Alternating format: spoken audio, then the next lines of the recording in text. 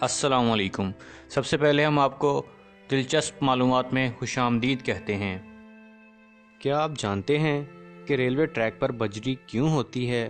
آپ نے ریل گاڑیوں کے ٹریک تو دیکھے ہی ہوں گے، مگر کبھی سوچا اس پر اتنی زیادہ بجری یا پتھر کیوں موجود ہوتے ہیں؟ اس کا جواب بہت دلچسپ ہے، بلکہ یہ معمولی نظر آنے والی بجری در حقیقت آپ کی جان بچاتی ہے، یعنی ٹرین کو پٹری سے اترنے نہیں دیتی۔ دوستو، آج کی ویڈیو کی جانب بڑھنے سے پہلے اگر آپ لوگوں نے ہمارے چینل دلچسپ معلومات کو ابھی تک سبسکرائب نہیں کیا ہے تو یہ سبسکرائب کے لگے بٹن کو کلک ضرور کر دیجئے اور اس کے ساتھ لگے یہ بیل آئیکن کو کلک ضرور کیجئے۔ اس سے ہوگا یہ کہ ہماری اگلی آنے والی تمام ویڈیوز آپ کو فوراً مل جایا کریں گی۔ تو آئیے بڑھتے ہیں آج کی ویڈیو کی جانب۔ در حقیقت یہ بجری ایسے وزن کا کام کرتی ہے جو ٹریک پر لگے لکڑے کے تختوں یا سیمنٹ کے کھمبوں کو اپنی جگہ سے ہلنے نہیں دیتی اور ٹرین پٹری سے نیچے نہیں اترتی۔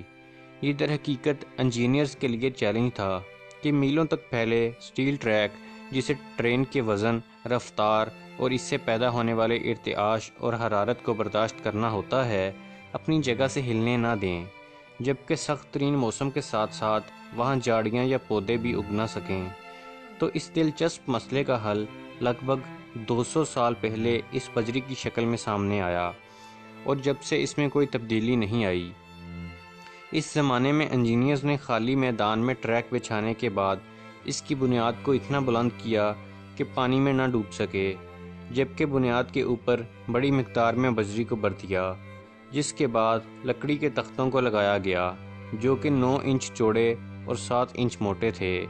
ہر ایک میل کے اندر 3249 تختے لگائے گئے۔ ان لکڑی کے تختوں کے درمیان بجری کو بھر دیا گیا۔ پتھروں کے تیز کونے تختوں کو پھسلنے سے روکتے ہیں اور وہ اپنی جگہ مضبوطی سے لگے رہتے ہیں۔ تو یہ صدیوں پرانا عمل اب بھی انتہائی مؤثر ثابت ہو رہا ہے اور لوگوں کو ہزاروں میل کا سفر کرنے میں مدد دیتا ہے اور کوئی بھی موسم ٹرین کو چلنے سے روکنے میں ناکام رہتا ہے۔ امید کرتا ہوں کہ آپ کو یہ انفارمیٹیو ویڈیو پسند آئی ہوگی۔